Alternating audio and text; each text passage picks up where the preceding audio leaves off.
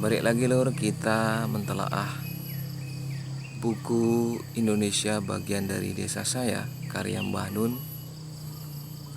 Pada kesempatan kali ini kita mentelaah chapter ke-23 yang terdapat dalam buku tersebut. Nah, langsung saja lur, kita buka. Ini bukunya lur. Chapter ke-23 itu berada pada halaman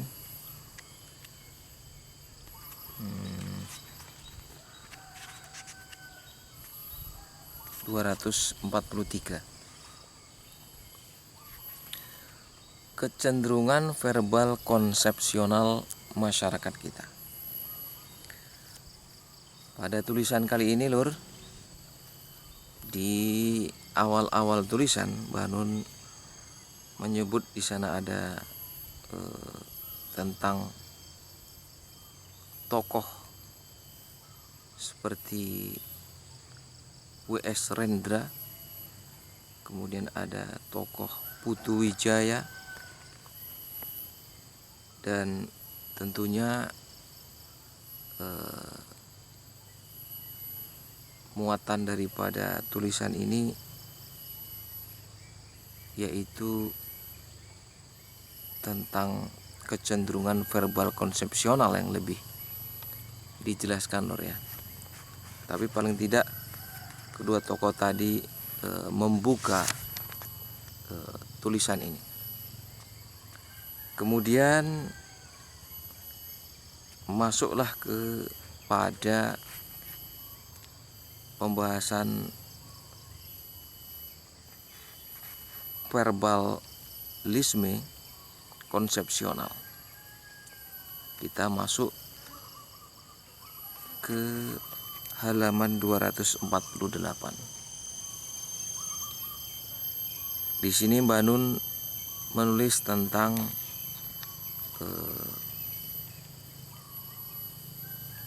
bagaimana seorang mahasiswa memahami firman Allah yang terdapat di dalam Al-Quran. Innahu kana fahisyatan wa sa'a sabila. Nah, di sini Mbah Nun menulis bahwa kecenderungan mahasiswa yang di sini lor ya, itu masih dalam tahapan pola verbalisme konsepsional. Tingkatan yang ia tapaki ibarat tangga, ibarat jenjang pola verbalisme konsepsional yang hanya menitik beratkan pada arti kata, sehingga cenderung kepada tekstual dan jauh daripada pola di sini sebut pola problem sosial ekonomi yang menjadi latar belakang innahu kana fahisyata wa sa'a sabila tadinya. Kemudian pola kultur, kemudian pola keterpojokan profesi, dan juga penyediaan lapangan kerja. Dan mahasiswa kita hanya melihatnya sebagai moralitas agama. Ini tulisan tentang contoh pola verbalisme konsepsional pada firman Allah Subhanahu wa taala di dalam Al-Qur'an, innahu kana fahisyatau wa sa'a sabila. Nah, tentunya ini sebatas contoh lur, dan kita selaku pembaca bisa menggali ayat yang terdapat di dalam Al-Quran. Kita ambil saja yang berkaitan dengan awal pembahasan tadinya, yaitu firman Allah Subhanahu wa taala, tu'til mulka man tasya. Bagaimana Allah memberi kekuasaan kepada manusia yang dikehendaki dan menanggalkan kekuasaan bagi manusia yang Allah kehendaki, menghinakan dan memuliakan manusia yang Allah kehendaki. Nah, pola verbalisme pada firman Allah Subhanahu wa taala ini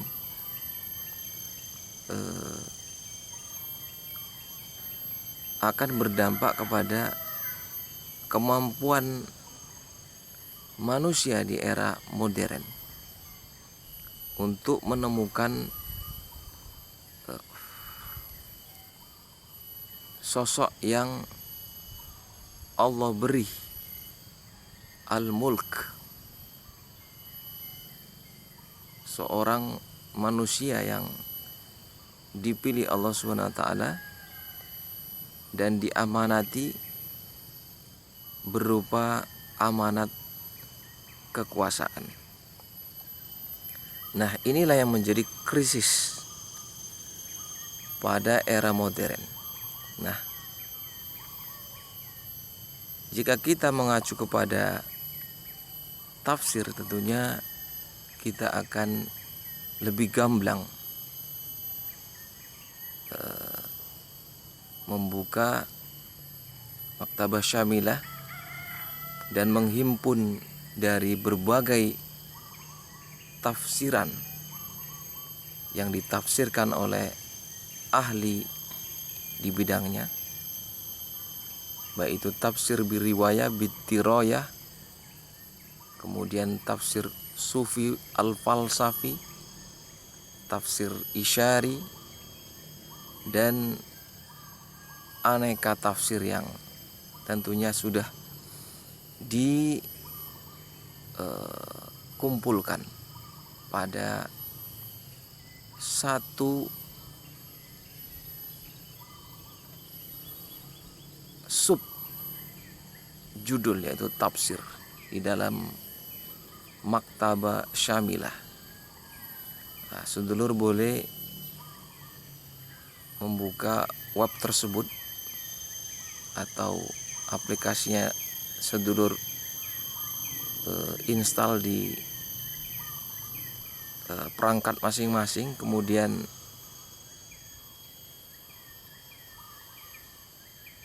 mengcopy setiap tafsiran yang ditafsirkan oleh para mufasir, para ahli tafsir, kemudian dialih bahasakan ke tentunya bahasa kita lor ya, bahasa Indonesia yang bagus, situs yang memang terpercaya untuk menerjemahkan dari teks Arab ke bahasa Indonesia, dan sedulur tentunya bisa menemukan tafsiran-tafsiran tersebut.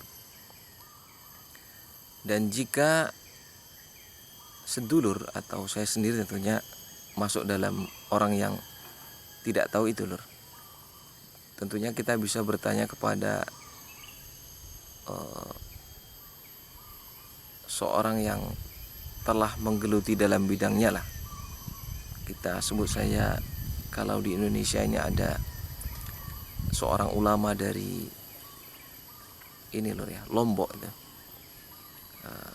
Kalau di media sosial kita temukan ada nama Tuan Guru Bajang. Nah, berdasarkan riwayat daripada hidupnya, tentunya beliau sangat expert dalam hal tafsir ini. Tentunya kita bisa tanyakan, dan insya Allah kalau saya bertemu juga akan bertanya hal ini lur. Bagaimana pola kompleks daripada tafsir tu'til mulka man tasya ini. Dan di sini krisis yang kita alami, terutama era modern ini, adalah krisis buta akan the real king in our life, the real king in the world. Siapakah king sesungguhnya di dunia ini? King yang tentunya ruang lingkupnya adalah tu'til mulka tadi lor ya. Nah, di era modern ini kita mencoba untuk hubungkan ke era kuno, di mana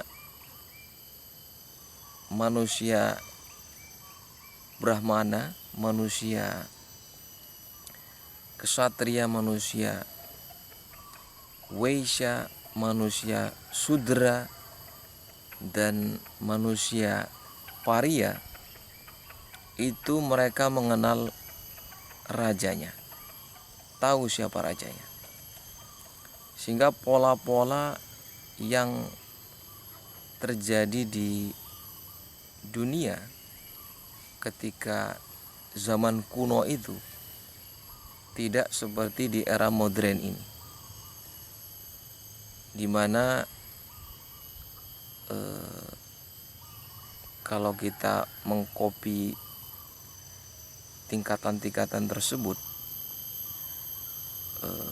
para Brahmana, para Ksatria, para Waisya, para Sudra, dan para Paria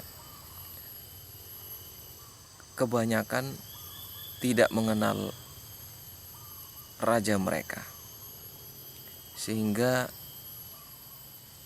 seorang Paria juga ingin menjadi raja, seorang Sudra berkehendak menjadi raja, seorang Waisya berusaha semaksimal mungkin menjadi raja, seorang Ksatria ngebet dan sudah tidak tahan lagi untuk tidak menjadi raja. Bahkan seorang Brahmana juga kepincut untuk menjadi raja, meskipun raja tersebut bisa jadi seorang Brahmana, Ksatria, Waisya, Sudra, dan Paria dalam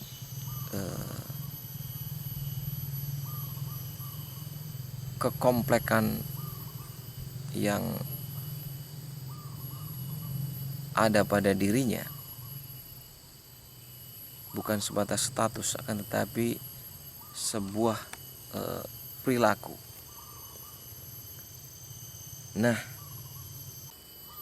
Nah itu lalur pengembangan daripada pola verbalisme konsepsional yang ditulis oleh Mbah Nun. Tentunya dalam pembahasan yang sangat singkat ini tidak bisa mewakili isi tulisan yang begitu luas, sebagaimana yang pernah kita ungkapkan, tentunya orang yang membaca itu tidak sekaliber orang yang menulis. Dan dari sini kita mencoba untuk belajar. Nah, untuk sedulur yang ingin lebih mendalami tulisan ini, bisa mentelaah juga di sisi-sisi pembahasan yang lainnya, tentunya masih kaya akan informasi, masih kaya akan cakrawala serta pengetahuan-pengetahuan yang tentunya kita butuhkan. Kalau ada jarum yang patah, jangan disimpan di dalam peti. Kalau ada tutur kata yang salah, mohon kiranya dimaafkan dan dimengerti. Kalau ada sumur di ladang, bolehlah kita menumpang mandi. Kalau ada umur yang panjang, insya Allah kita berjumpa lagi di chapter ke-24. Sang Resi Bukan Siapa-Siapa. Terima kasih. Wassalamualaikum warahmatullahi wabarakatuh.